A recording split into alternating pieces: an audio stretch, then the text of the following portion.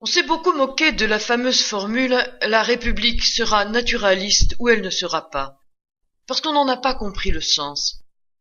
Elle signifie simplement qu'on ne peut faire advenir la justice par un coup de baguette magique en ignorant la logique des faits, la psychologie des foules et les dessous peu ragoûtants de la politique. Car les motivations d'Étienne sont moins idéales qu'il n'y paraît, comme en témoignent les satisfactions narcissiques qu'il trouve dans son rôle militant. Dès lors, il s'opéra chez Étienne une transformation lente. Des instincts de coquetterie et de bien-être endormis dans sa pauvreté se révélèrent, lui firent acheter des vêtements de drap. Il se paya une paire de bottes fines, et du coup il passa chef. Tout le coron se groupa autour de lui. Ce furent des satisfactions d'amour-propre délicieuses. Il se grisa de ses premières jouissances de la popularité. Être à la tête des autres agrandissait son rêve d'une révolution prochaine où il jouerait un rôle. Son visage changea, il devint grave, il s'écouta parler, tandis que son ambition naissante enfiévrait ses théories et le poussait aux idées de bataille. En réalité, le bilan de la grève est catastrophique. Au bout de 2 mois de misère absolue, les charbonniers redescendent dans les puits matés et plus mal payés encore qu'ils ne l'étaient auparavant. Certes, le capital a subi de lourdes pertes avec l'attentat de Souvarine, mais les ouvriers l'ont payé au prix fort. Finalement, seuls les politiques ont tiré leur épingle du jeu. Rasseneur continuera à vendre sa bière aux charbonniers, Souvarine ira porter ailleurs ses folies meurtrières, et Étienne, auréolé de son martyre, rejoindra le secrétaire de l'Internationale à Paris. Il continuera à entonner le credo du messianisme ouvrier, véritable maladie infantile du socialisme. Ces ouvriers, dont l'odeur de misère le gênait maintenant, il éprouvait le besoin de les mettre dans une gloire.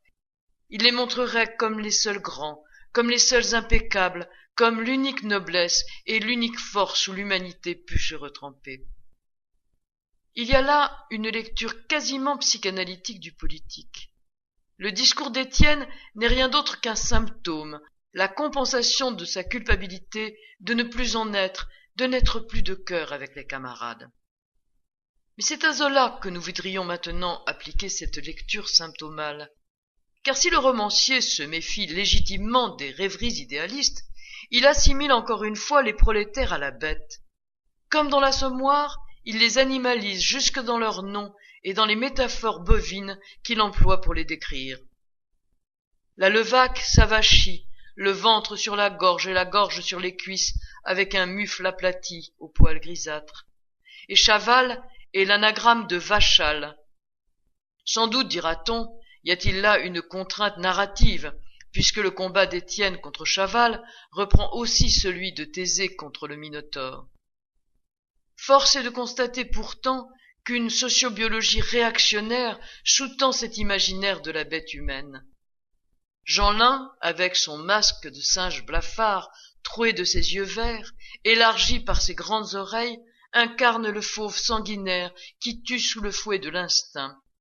Les femmes, défilant avec un galop de bétail lâché, incarnent le peuple troupeau emporté par des paniques grégaires, et l'agitation de la lutte des classes semble parfois se ramener au mouvement incompréhensible d'une fourmilière en révolution. Ainsi, ravalés au rang de la bête, les mineurs sont aussi hypersexualisés. Comme Hennebeau, Zola leur prête une goinfrerie des amours libres que demandent pourtant ses informateurs. Les enfants sont plantés au ventre des femmes sous le fouet de l'instinct. Ils s'amusent à des jeux de petits chiens vicieux, et Catherine elle-même se donne encore impubère à Chaval, avec cette soumission héréditaire qui, dès l'enfance, culbutait en plein vent les filles de sa race. Une gigantesque fornication secoue même le mur du vieux Mouc, le fond de la mine ou les champs de blé mûr. Chaque fois qu'il sortait de son trou, il ne pouvait risquer un pied sans le mettre sur un couple dans l'herbe. Ah, cette jeunesse, comme elle en prenait, comme elle se bourrait. Une seule chose lui causait de l'humeur. 2 amoureux avaient pris la mauvaise habitude de s'embrasser contre le mur de sa chambre. Ce n'était pas que ça l'empêchât de dormir, mais il poussait si fort qu'à la longue il dégradait le mur. Certes, Zola se défend d'avoir calomnié les misérables. Il invoque l'action du milieu et les conditions de travail qui déshumanisent.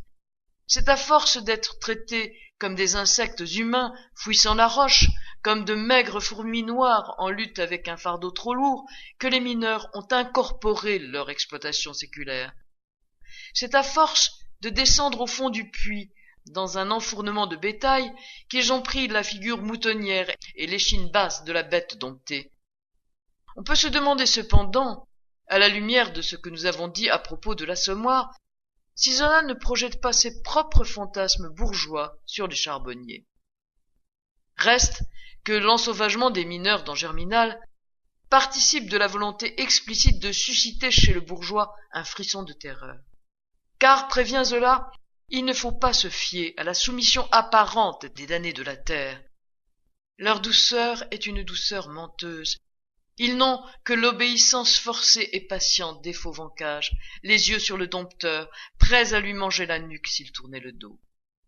Et c'est en toute conscience qu'il met sous les yeux de ses lecteurs la vision rouge de la révolution qui les emporterait tous fatalement par une soirée sanglante de cette fin de siècle. Oui, un soir, le peuple lâché, débridé, galoperait ainsi sur les chemins, et il ruissellerait du sang des bourgeois, il promènerait des têtes, il sèmerait l'or des coffres éventrés, des incendies flamberaient, on ne laisserait pas debout une pierre des villes, on retournerait à la vie sauvage dans les bois, après le grand rut, la grande ripaille où les pauvres en une nuit efflanqueraient les femmes et videraient les caves des riches. Hâtez-vous d'être juste, autrement voilà le péril. Telle est la leçon que les bourgeois doivent tirer de ce tableau apocalyptique. Les mineurs qui scandaient Germinal à l'enterrement du romancier l'ont parfaitement compris.